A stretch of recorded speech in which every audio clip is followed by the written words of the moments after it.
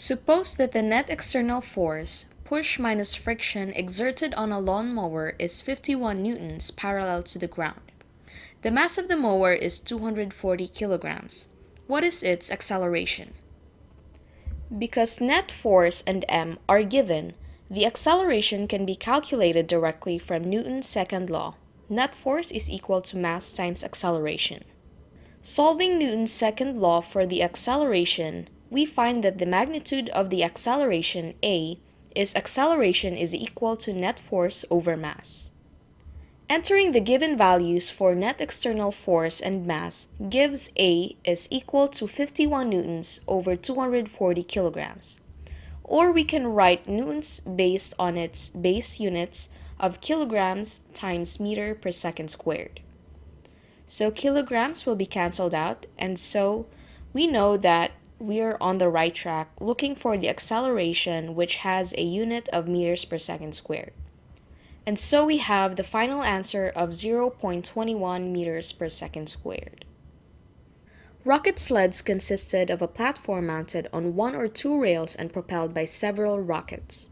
Calculate the magnitude of force exerted by each rocket, called its thrust, T, for the four-rocket propulsion system shown below. The sled's initial acceleration is the mass of the system is 2,100 kilograms, and the force of friction opposing the motion is 650 newtons.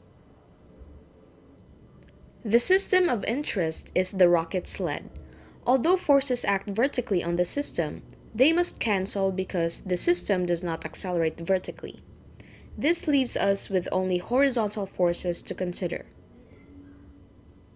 We'll assign the direction to the right as the positive direction. We start with Newton's second law and look for ways to find the thrust T of the engines. Because all forces and acceleration are along a line, we need only consider the magnitudes of these quantities in the calculations. We begin with net force is equal to mass times acceleration, where net force is the net external force in the horizontal direction. We can see from the figure that the engine thrusts are in the same direction, which we call the positive direction, whereas friction opposes the thrust. In equation form, the net external force is positive 4T. Positive because it is headed towards the positive line, and 4 because we have 4 thrusts, and negative F because it is the force opposing the thrusts. Now Newton's second law tells us that the net force is equal to mass times acceleration, and so we get m times A is equal to 4T minus F.